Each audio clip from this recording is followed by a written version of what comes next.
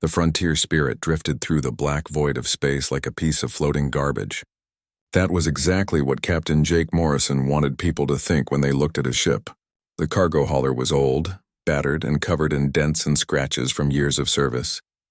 Paint peeled from its hull in several places. One of the engine pods made a weird rattling sound that Danny, the engineer, refused to fix because he said it gave the ship character. Jake sat in the captain's chair on the small bridge, his boots propped up on the console in front of him. He was a tall man in his late 30s with short brown hair that was starting to gray at the temples. His face carried the tired look of someone who had spent too many years staring at the same star charts. He took a sip from his coffee mug and grimaced. The coffee was terrible, but it was hot, and that was good enough. Megan Phillips sat at the navigation station to his left. She was younger than Jake by about 10 years, with red hair pulled back in a ponytail. Her fingers danced across her console as she monitored their course through the Kepler corridor. This was a busy shipping lane that connected the outer colonies to the inner systems of human space. Hundreds of ships passed through here every day. How long until we reach the checkpoint? Jake asked. Megan glanced at her screens. About 6 hours at current speed. We're making good time. Good, I want to drop off this cargo and get paid. I'm tired of looking at boxes of mining equipment.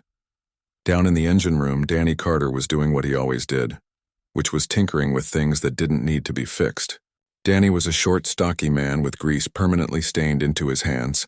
He loved the frontier spirit more than most people loved their families. Right now, he was checking the power distribution system for the third time that day.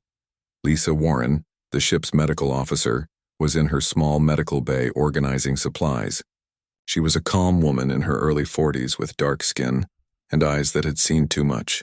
Before joining Jake's crew, she had worked at a military hospital. She never talked about why she left, and Jake never asked. The frontier spirit carried a crew of 4, which was small even for a cargo hauler. Most ships this size had at least 6 or 7 people. But Jake liked it this way. Fewer people meant fewer problems. They had been working together for 3 years now, and they functioned like a well-oiled machine. The cargo hold was full of supplies heading to a mining colony on the edge of human territory. Medical supplies, food packages, replacement parts for drilling equipment, and a few personal items that colonists had ordered. Nothing valuable, nothing worth stealing. Just regular cargo on a regular run. Jake finished his coffee and set the mug down.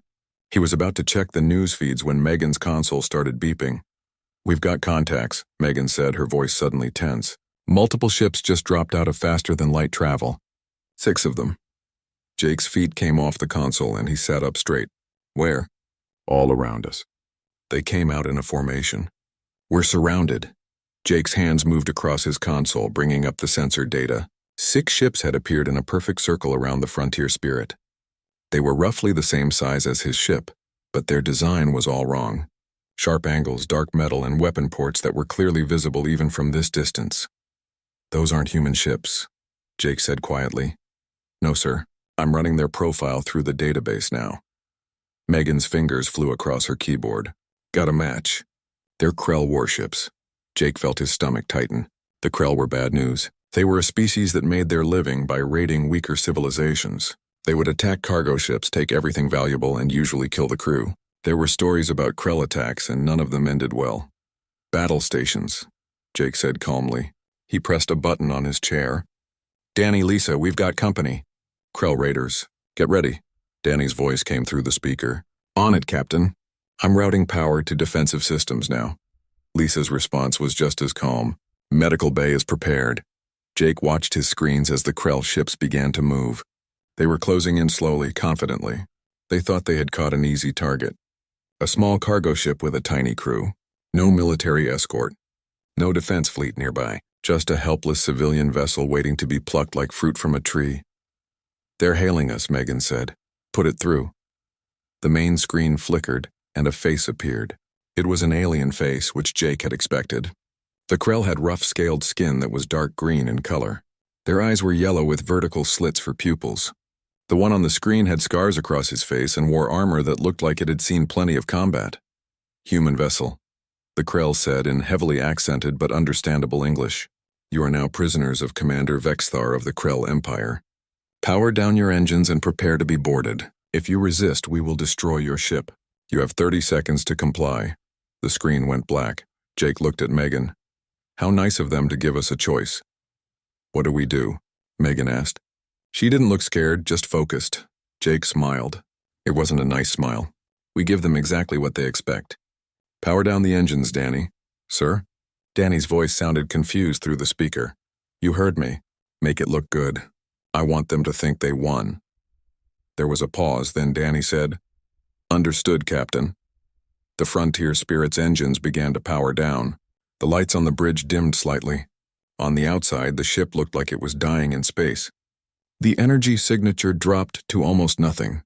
Any sensor reading would show a vessel that had given up without a fight. Jake watched his tactical display. The Krell ships were moving closer now. They thought they had won. 6 military warships against 1 cargo hauler. It wasn't even a fair fight. The Krell were probably already planning how to divide up the cargo. They're launching boarding craft, Megan reported. 6 ships, each carrying about 20 troops. Let them come, Jake said. His finger hovered over a button on his console. Let them get nice and close. Megan glanced at him. She had seen this before. She knew what was coming. Danny's ready when you are. The boarding craft were small, fast ships designed to latch onto a target vessel and cut through the hull. They moved through space toward the Frontier Spirit like sharks circling wounded prey. Inside each craft, Krell soldiers prepared their weapons and planned their attack. They would breach the hull, storm through the ship, kill anyone who resisted, and take everything of value. They had done this hundreds of times before. It was always the same. Civilians panicked and surrendered. Sometimes they begged for their lives. Sometimes they tried to hide. It never mattered. The Krell always won. The boarding craft were 50 meters away. Then 40. Then 30. Jake counted down in his head. He wanted them close. Very close. Close enough that they couldn't escape. 20 meters. Now, Jake said. He pressed the button. The Frontier Spirit came roaring back to life like a sleeping dragon that had just been poked with a sharp stick. The engines blazed with full power.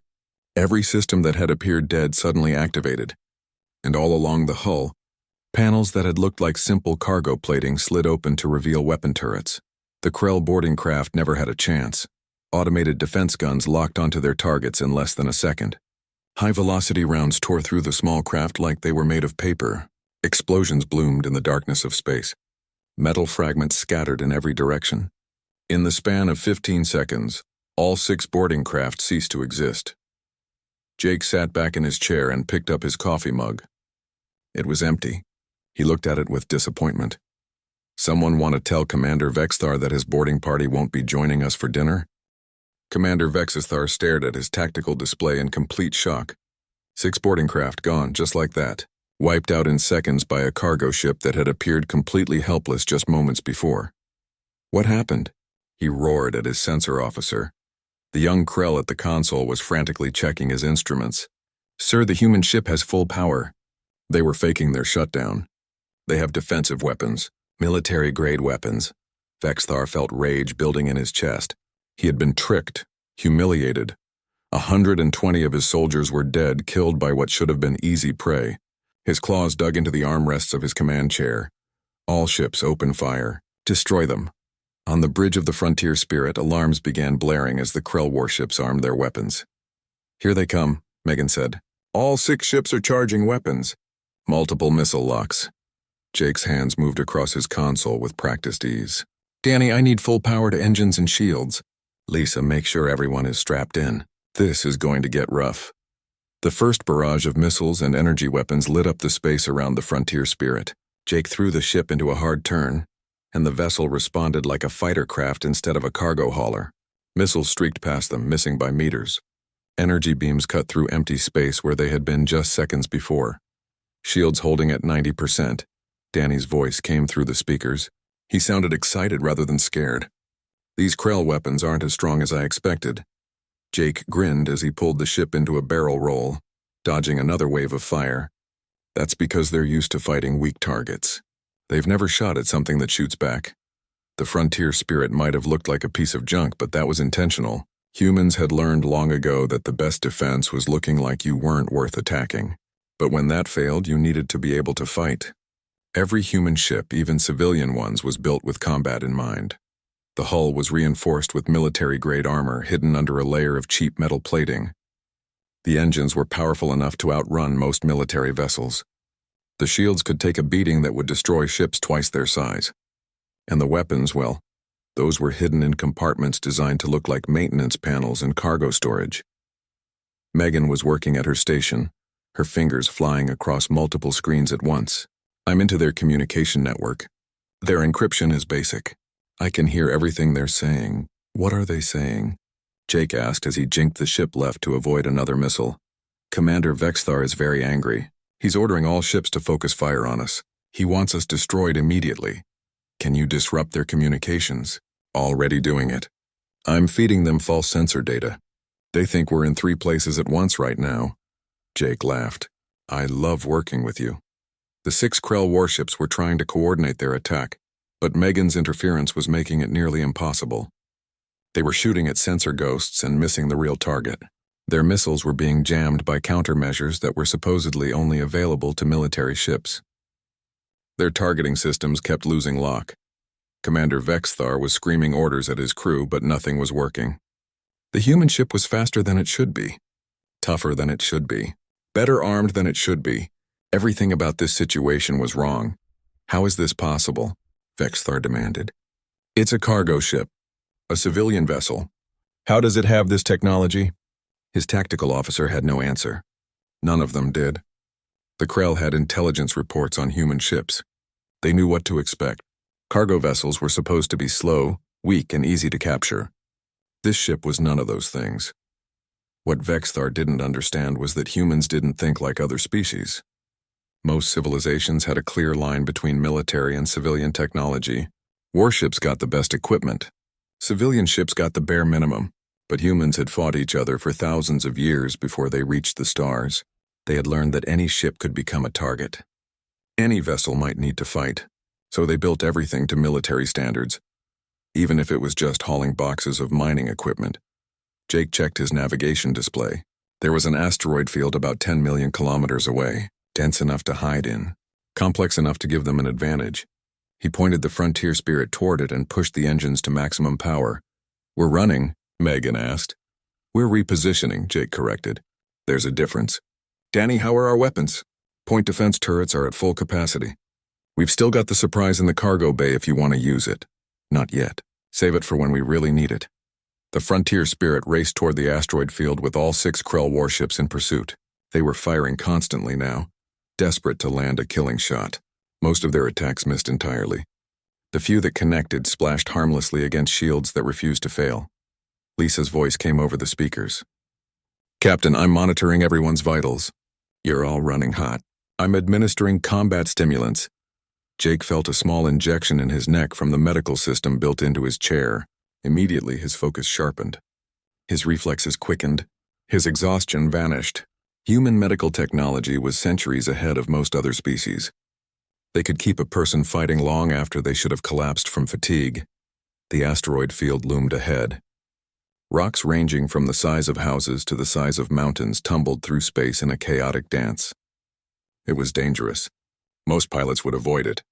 But Jake had been flying through asteroid fields since he was 20 years old. He dove into the field without slowing down. The Frontier Spirit weaved between massive rocks, missing them by meters. Alarms blared warnings about collision risks. Jake ignored them. He knew what he was doing.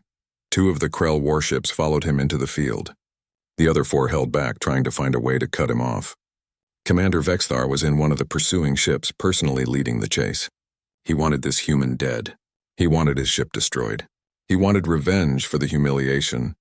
The 2 Krell vessels were larger than the Frontier Spirit, and that meant they couldn't maneuver as quickly. They had to slow down to navigate safely. Jake used that against them. He led them deeper into the field, into areas where the asteroids were packed tighter together. Megan was watching the tactical display.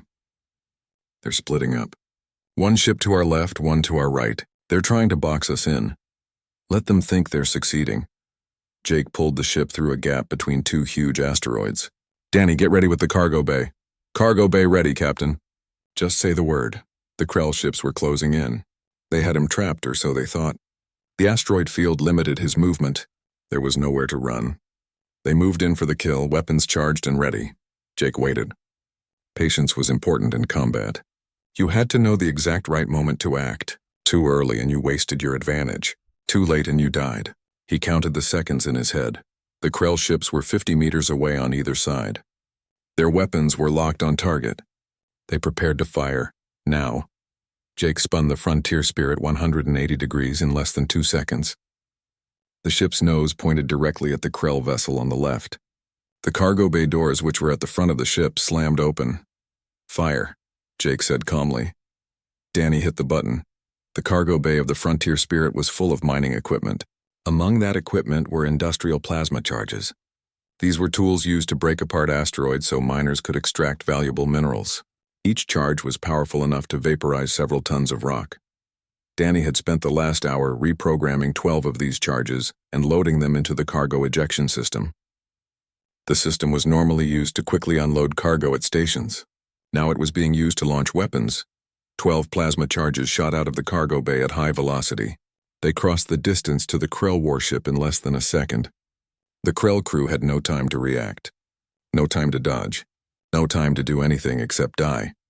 The charges hit the ship and detonated simultaneously. The explosion was bright enough to light up the entire asteroid field. When the light faded, there was nothing left but expanding debris. Jake immediately spun the ship again, this time facing the other Krell vessel. But that ship wasn't moving. Its pilot had seen what happened to his companion and had frozen in shock. "Megan, hail them," Jake said. The communication channel opened. On the screen appeared a Krell face. This one looked younger than Commander Vexthar. His eyes were wide with fear. "Leave," Jake said simply. "Turn around and fly away. Tell your commander what happened here." The Krell officer hesitated for only a moment, then his ship turned and fled back toward the rest of his fleet. Vexthar looked at the destruction around him. 6 warships reduced to 1 in less than 10 minutes, all because he had attacked what he thought was a helpless cargo ship. He had made a terrible mistake and now he was paying for it, but he was Krell. He would not surrender. He would die fighting. "Never," Vexthar said. He ordered his ship to ram the nearest Hue. Commander Vexthar watched the surviving ship retreat from the asteroid field. The pilot was babbling over the communication channel about an explosion, about a weapon that came from nowhere, about instant death. Vexthar cut off the transmission with a snarl. 2 of his ships were gone. 2 warships destroyed by a single cargo hauler. This was impossible. This was not how raids were supposed to go. He had attacked dozens of vessels in his career, and none of them had ever fought back like this. "Status report," Vexthar demanded. His tactical officer checked his instruments. "The human ship is still in the asteroid field. We have 4 ships remaining. If we coordinate our attack properly, we can destroy them." Vexthar considered retreating. He had already lost too many soldiers, too many ships. But if he returned to the Krell homeworld with this failure, he would be executed for cowardice. Better to die in battle than to face that shame. "All ships attack formation. We go in together. Concentrate all firepower on that human vessel. I want nothing left but atoms." Inside the Frontier Spirit, Danny was checking weapon systems.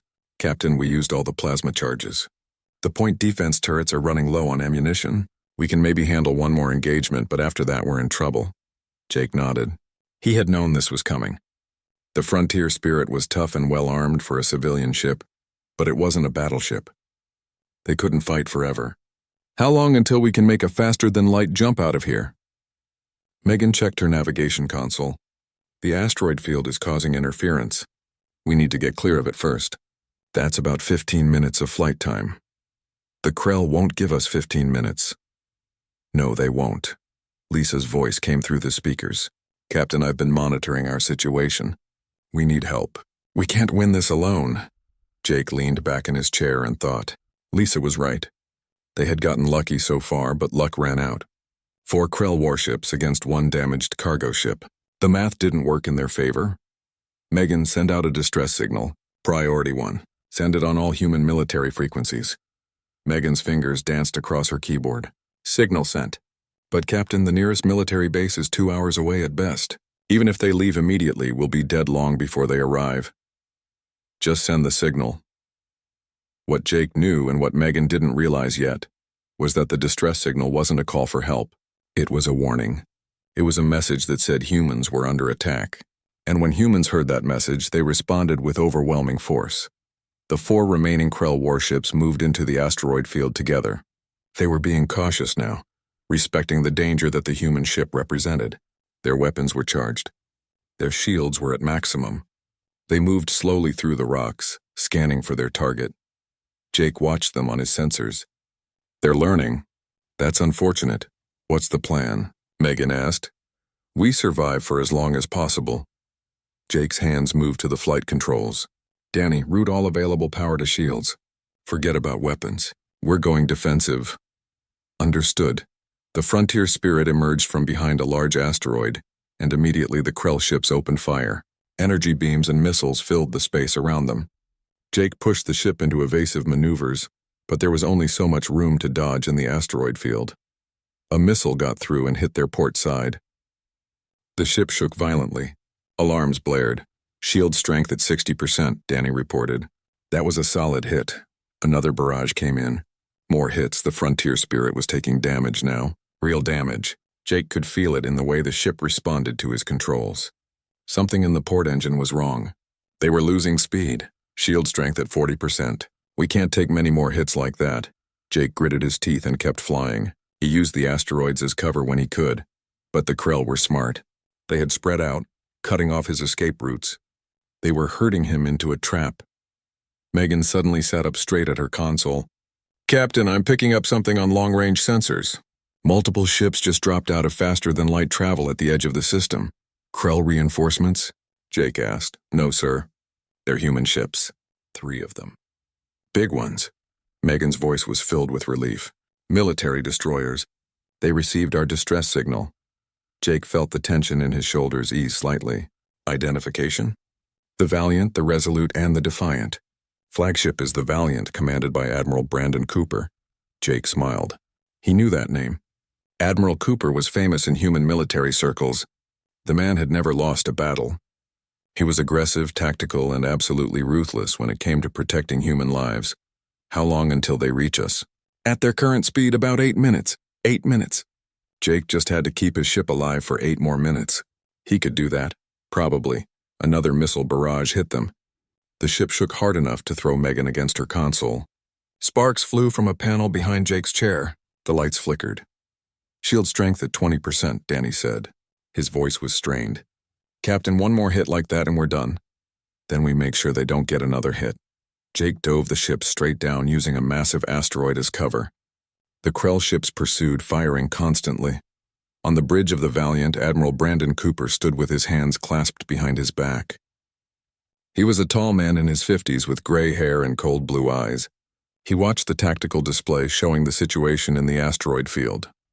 Sir, we have visual on the engagement, his tactical officer reported. 1 civilian cargo hauler, designation Frontier Spirit, is engaged with 4 Krell warships. The civilian ship has sustained damage but is still operational. How has a cargo ship survived this long against 4 warships? Cooper asked. Unknown, sir. But based on the debris field, it appears they've already destroyed 2 Krell vessels. Cooper raised an eyebrow. A civilian ship destroyed 2 Krell warships? Yes, sir. And they're still fighting. Cooper allowed himself a small smile. This was why he loved human crews. They never gave up. Even when facing impossible odds, they kept fighting. All ships battle speed. I want to reach that engagement in 5 minutes instead of 8.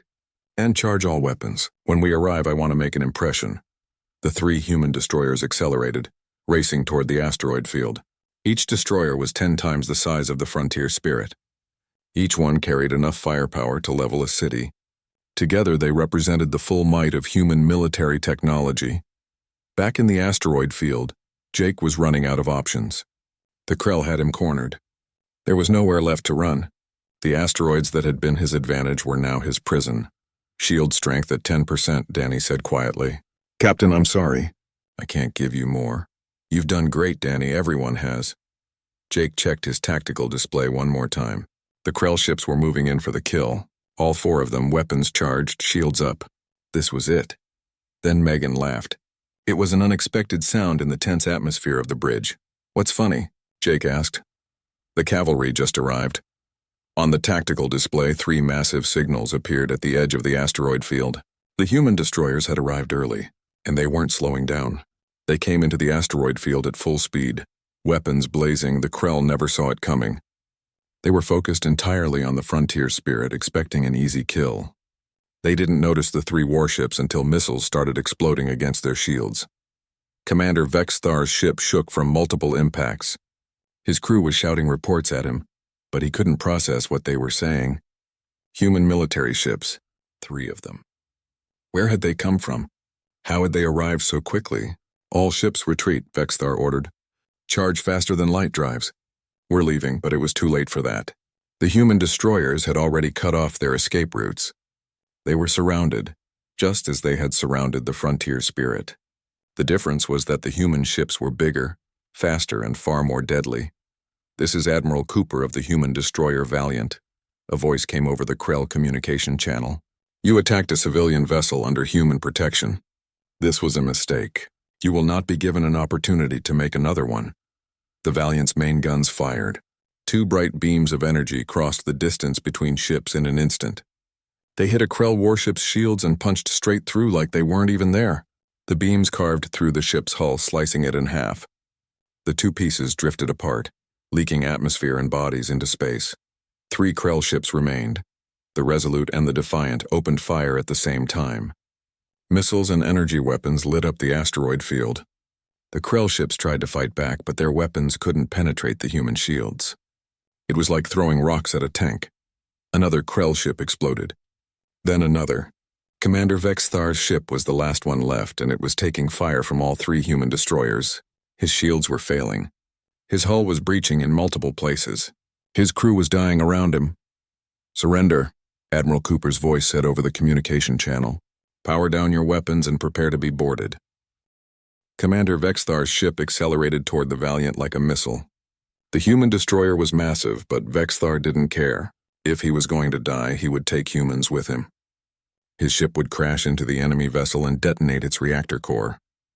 The explosion would be powerful enough to damage even a military ship.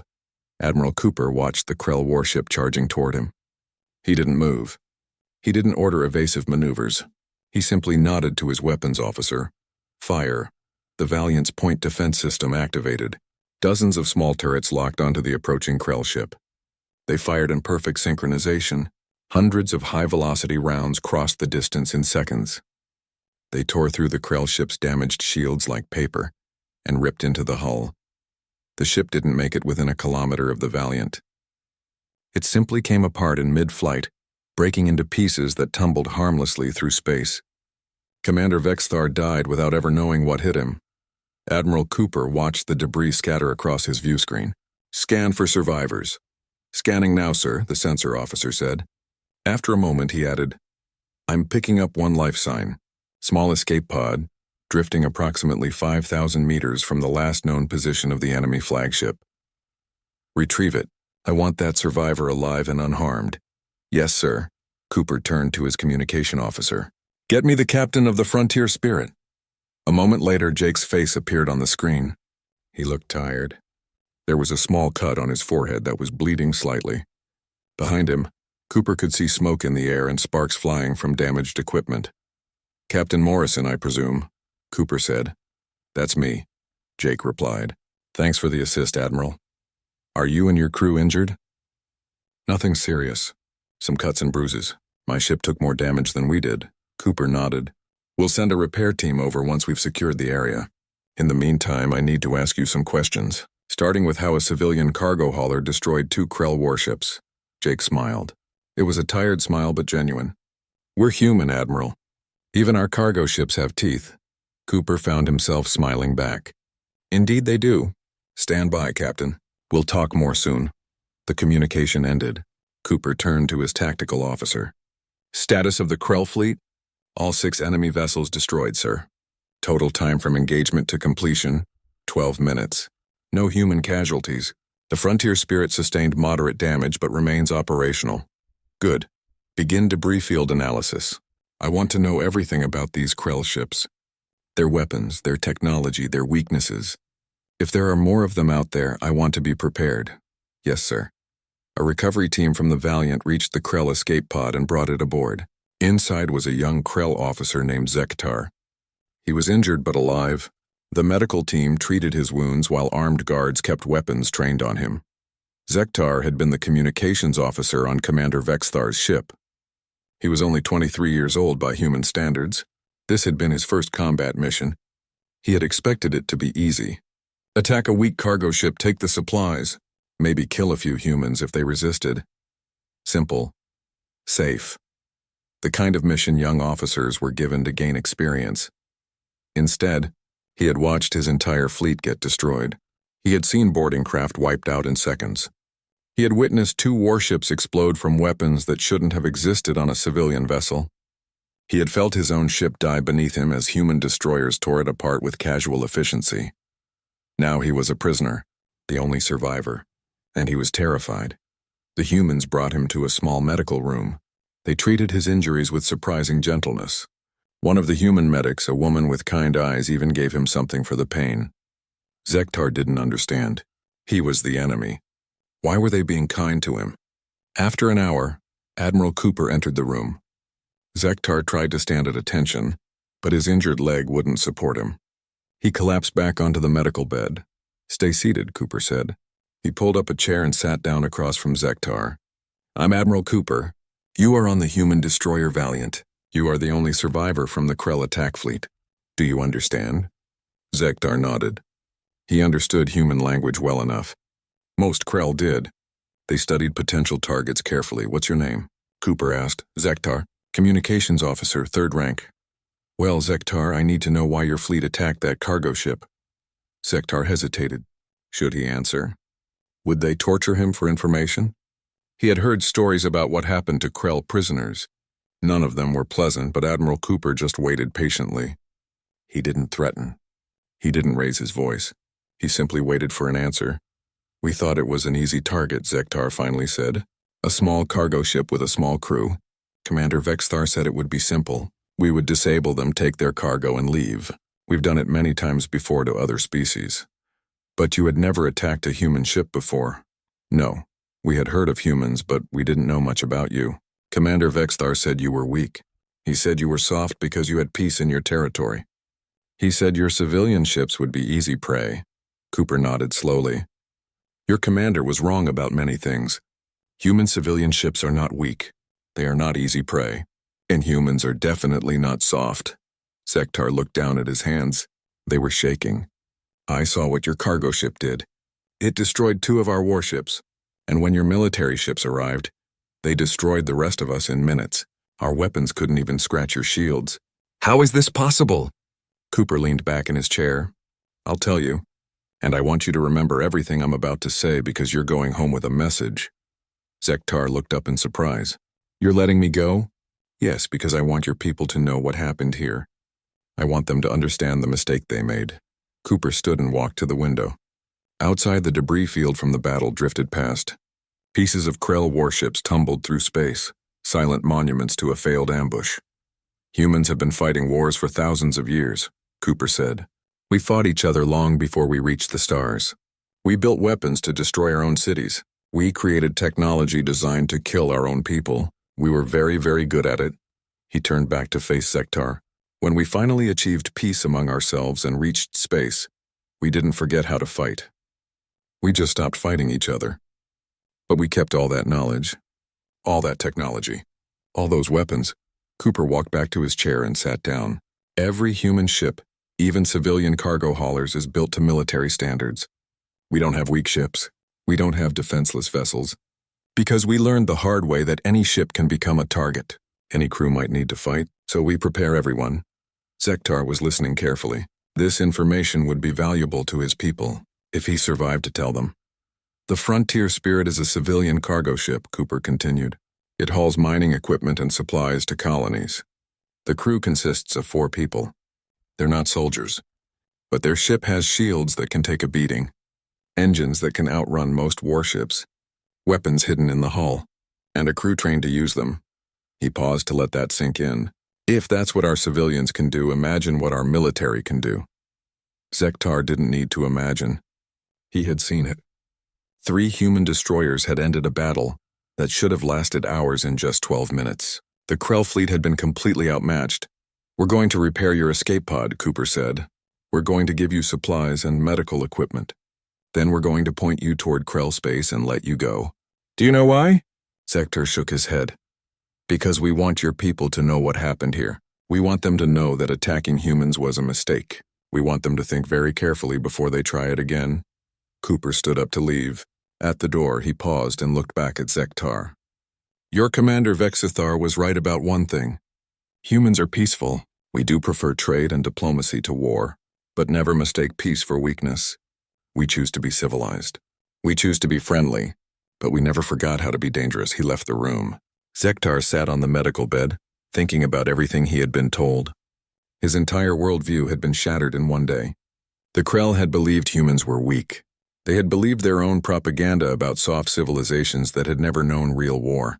They were wrong. Humans knew war better than anyone. They had perfected it, and they had simply chosen to direct all that capability toward defense rather than conquest. Meanwhile, on the Frontier Spirit, repair crews from the Valiant were swarming over the damaged vessel. They brought new shield generators, replacement hull plates, ammunition for the weapon systems, and dozens of other components. Danny was in heaven. He walked through the cargo bay with a human military engineer, discussing the damage and the repairs. The military engineer kept asking questions about the ship's systems, particularly the hidden weapons. "This is some impressive work," the engineer said. "I've never seen civilian modifications this good." Danny grinned. "We like to be prepared." Jake was on the bridge with Lisa and Megan, talking to Admiral Cooper via video link. The Admiral was asking about the combat and taking notes. "Your tactical decisions were sound, Captain Morrison," Cooper said.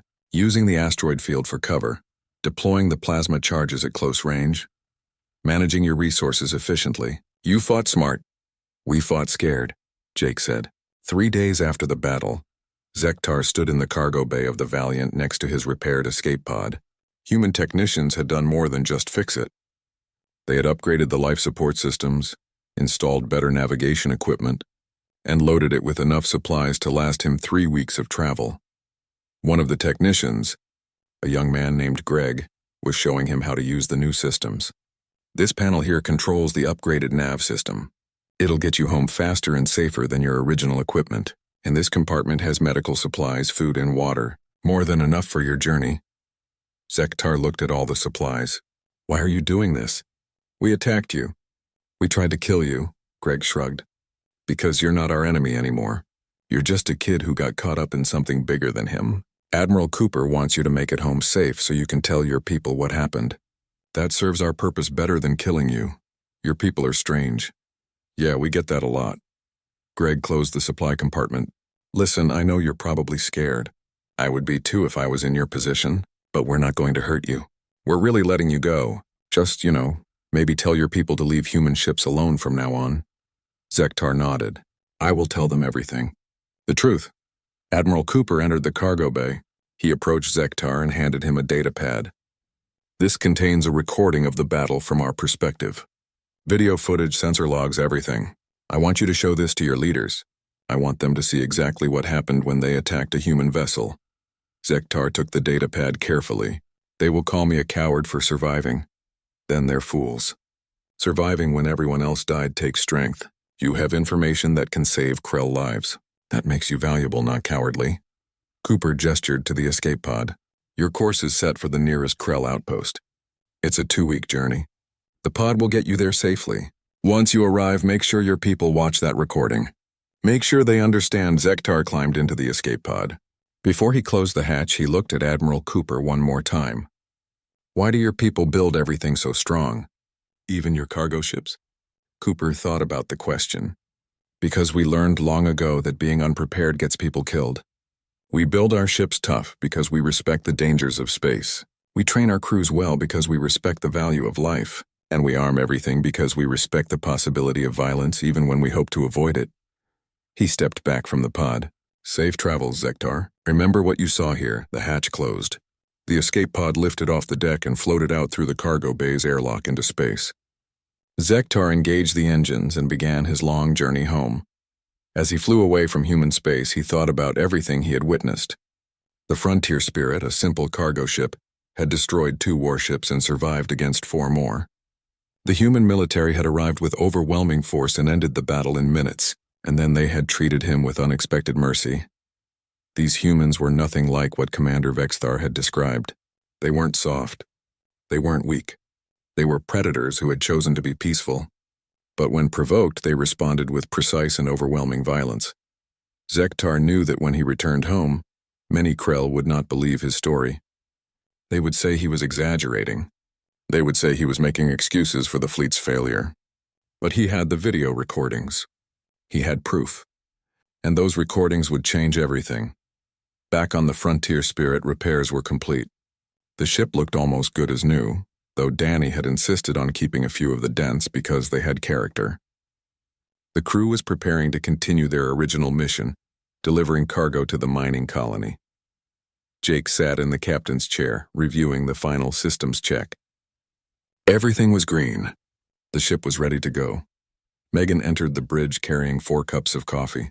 She handed one to Jake, one to Lisa, who had just arrived, and one to Danny, who was climbing up from the engine room.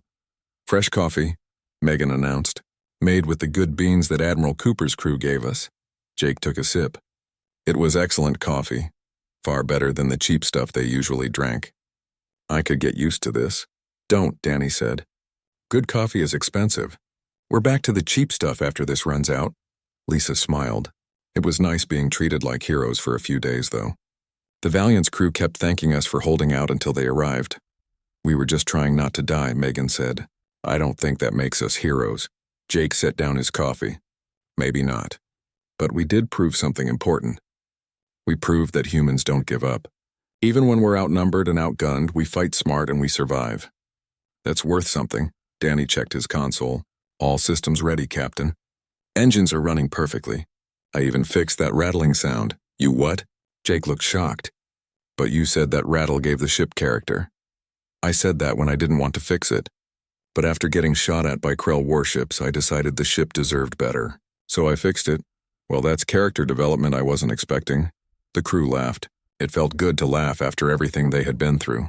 The tension of the battle, the fear of dying, the exhaustion of combat. All of it seemed distant now, almost unreal. Admiral Cooper's face appeared on the main screen. Frontier Spirit, this is the Valiant. We're ready to escort you out of the system. Jake raised an eyebrow. Escort, Admiral, we're a cargo ship on a routine delivery. We don't need an escort. After what happened, I'm not taking any chances. My 3 destroyers will accompany you to the edge of the system. Call it insurance, Jake smiled. Well, I won't argue with 3 destroyers watching my back. Thanks, Admiral. It's the least we can do. Besides, my superiors are very interested in your ship and how you fought. I've been ordered to make sure you arrive safely so they can ask you about your defensive modifications. Are we in trouble? No, Captain. Quite the opposite. I suspect you're about to become very popular with the Military Procurement Office. They're going to want to know how a civilian ship can perform like yours did.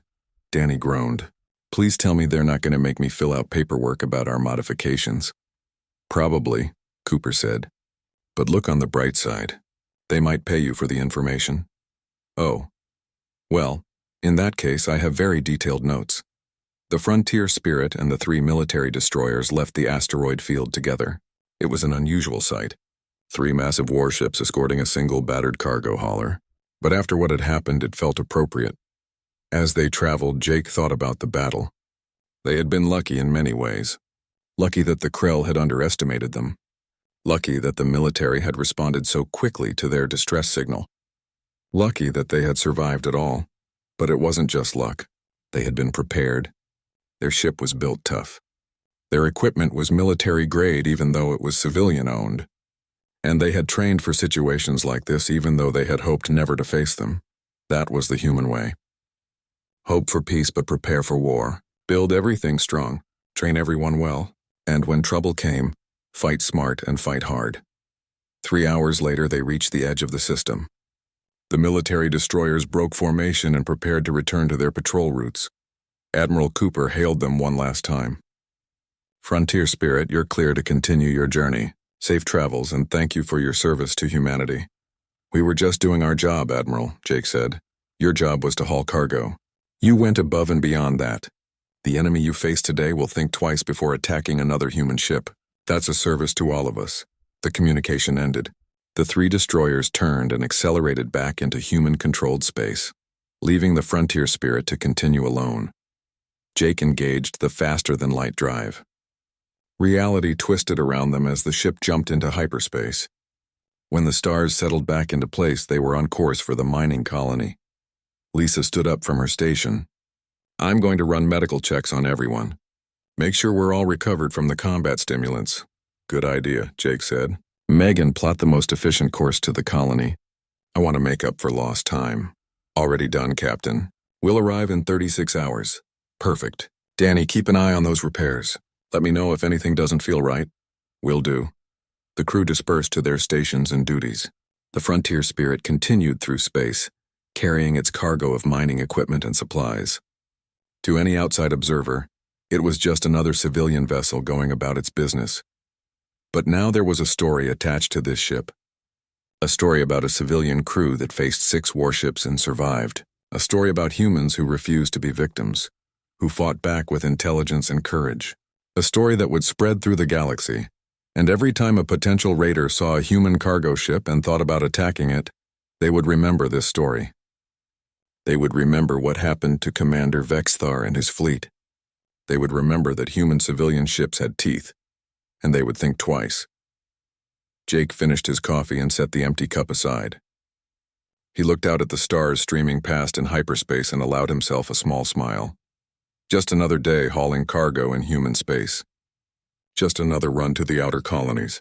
Nothing special, except that everything had changed. The Frontier Spirit had sent a message that would echo. 2 weeks later, Zektar's escape pod approached a Krell military outpost on the edge of their territory. The outpost's sensors detected his approach and hailed him immediately. "Unidentified pod, state your identification and purpose." Zektar's voice was weak from the long journey alone. "This is Communications Officer Zektar, 3rd rank, formerly of Commander Vexthar's fleet. I am the sole survivor. I carry urgent information for the High Command." There was a long silence on the other end. Finally, the response came. "Stand by for retrieval." A tractor beam locked onto his pod and pulled him into the outpost's docking bay. When the hatch opened, Zektar found himself surrounded by armed soldiers. Their weapons were pointed at him. "Step out slowly," the security chief ordered. Zektar climbed out of the pod, his movements stiff from 2 weeks of cramped travel. The soldiers searched him roughly, then confiscated the datapad that Admiral Cooper had given him. "What is this?" the security chief demanded, holding up the pad. "Evidence," Zektar said. "Video recordings of what happened to our fleet. The High Command needs to see it. You will be interrogated. If your story does not satisfy us, you will be executed as a deserter." They took him to a holding cell and left him there for 3 days. During that time, Zektar assumed they were watching the recordings, analyzing the data, trying to determine if he was telling the truth. On the 4th day, they brought him to a communication room. On the screen was High Commander Rathzor, the leader of all Krell military forces. His face was scarred from countless battles, and his eyes held no mercy. "Officer Zektar," Rathzor said, "we have reviewed your recordings. We have analyzed the sensor data. Tell me, in your own words, what happened." Zektar stood at attention despite his exhaustion. He told the story from beginning to end. The ambush of the human cargo ship, the hidden weapons, the destruction of the boarding craft, the battle in the asteroid field, the arrival of human military destroyers, the complete annihilation of Commander Vexithar's fleet in mere minutes. When he finished, Rathzor was silent for a long moment. Then he spoke. "Your story matches the data. 6 of our warships destroyed by a combination of civilian and military human forces. Total Krell casualties, over 800 soldiers. Human casualties, 0. Yes, High Commander, this is unacceptable. This is humiliating. The humans must pay for this insult." Zektar felt fear grip his heart. "High Commander, with respect, attacking the humans again would be a mistake. They are far more powerful than our intelligence indicated. Their civilian ships alone are dangerous. Their military forces are overwhelming." Rathzor's eyes narrowed. "Are you suggesting we show weakness? That we allow this defeat to stand unanswered?" "I'm suggesting we choose our battles wisely. The humans are not prey. They are predators, Commander Vexthar learned this too late. We should not repeat his mistake. There was another long silence. Zektar wondered if he had just signed his own death warrant. Suggesting that the Krell avoid a fight was tantamount to treason in their culture. But Rathzor surprised him. Your counsel is noted. You are dismissed. Return to your quarters and await further orders. The screen went dark. Zektar was escorted back to a room, not a cell this time. He collapsed onto the bed and slept for 14 hours straight. Over the following weeks, the recordings of the battle spread through Krell military networks. Every commander, every ship captain, every tactical officer saw what had happened. They watched the human cargo ship destroy Krell warships with weapons that shouldn't have existed. They watched human destroyers cut through Krell shields like they were made of air. The debate raged through the Krell High Command. Some wanted immediate revenge. They wanted to gather a massive fleet and strike at human space with overwhelming force. But others, the smarter ones, urged caution. The humans had shown capabilities far beyond what the Krell could match. Starting a war with them would be suicide. In the end, pragmatism won. High Commander Rathzor issued a fleet-wide order. All Krell ships were to avoid human space. Any human vessel encountered was to be left alone. The humans were classified as a dangerous species, not to be provoked without explicit authorization from the High Command. It was not a formal peace treaty. The Krell would never admit to fearing anyone. But it was an understanding. Leave the humans alone, or face the consequences that Commander Vexthar had faced. Meanwhile, the story of the frontier spirit was spreading through human space as well. News stations picked it up. A civilian cargo crew had held off 6 warships until military help arrived. They had destroyed 2 enemy vessels and survived against impossible odds. It was the kind of story that inspired people. Jake Morrison found himself more famous than he had ever wanted to be. Reporters requested interviews. Military officials wanted to examine his ship. Even the civilian defense contractors were interested in how he had modified his vessel. He turned down most of the requests. He was a cargo hauler, not a celebrity, but he did agree to one interview with a major news network, mainly because they offered to pay him more than he made in a month of cargo runs. The interviewer, a woman named Patricia Wells, met him on the Frontier Spirit while it was docked at a major station. She brought a camera crew and a lot of questions. Captain Morrison, you and your crew have become famous across human space. How does that feel? Jake shrugged. Weird, mostly. We didn't do anything special. We just defended ourselves. Just defended yourselves. Captain, you destroyed 2 Krell warships and survived against 4 more until military help arrived. That's extraordinary by any measure. It's what any human crew would do in the same situation. We don't give up. We don't surrender. We fight, Patricia leaned forward. Some people are saying that your ship was too heavily armed for a civilian vessel. That you were looking for trouble. Jake's expression hardened. My ship follows all human regulations. We're allowed to have defensive weapons. We're allowed to protect ourselves. The Krell attacked us, not the other way around. We were just hauling cargo to a mining colony. What do you want people to take away from your story? Jake thought about that. I want them to know that being peaceful doesn't mean being weak. Humans choose to be civilized. We choose to trade instead of raid. We choose cooperation over conquest, but we never forgot how to fight. And when someone forces us to fight, we're very, very good at it. The interview aired the next day and was viewed by billions of people across human space. It resonated with something deep in human culture. The idea that they were warriors who chose peace, but could return to war if necessary. The military procurement office did eventually catch up with Danny. They wanted detailed specifications of how he had modified the Frontier Spirit. They wanted to know about the hidden weapons, the enhanced shields, the upgraded engines. Danny negotiated a good price for the information. Enough that the crew could finally afford to buy some of those good coffee beans on a regular basis. 6 months after the battle, Jake and his crew were back to their normal routine. Hauling cargo, making deliveries, flying the same routes they had always flown. The fame had faded. The reporters had moved on to other stories. Life had returned to normal, but things were different now. When they docked at stations, other crews treated them with respect. When they passed other ships in space, they received friendly hails. The Frontier Spirit was no longer just another cargo hauler. It was the ship that had fought the Krell and won. Jake was fine with that. It meant fewer pirates would bother them. Fewer raiders would see them as an easy target. The reputation was useful, even if it was sometimes uncomfortable. One evening, the crew was sitting in the ship's small common area, sharing a meal. Danny had cooked, which meant it was some kind of stew that was surprisingly good despite looking terrible. "I got another message from a news station today," Megan said between bites. "They want to do a follow-up story about where we are now," Jake groaned. "Tell them no. I'm done with interviews." That's what I told them. They seemed disappointed. Lisa set down her spoon. "Do you think we'll ever have to fight like that again?" "I hope not," Jake said honestly. "But we're prepared if we do. That's the point. We're always prepared." Danny raised his cup of coffee. To being prepared. The others raised their cups as well. To being prepared. They drank, and the moment of seriousness passed.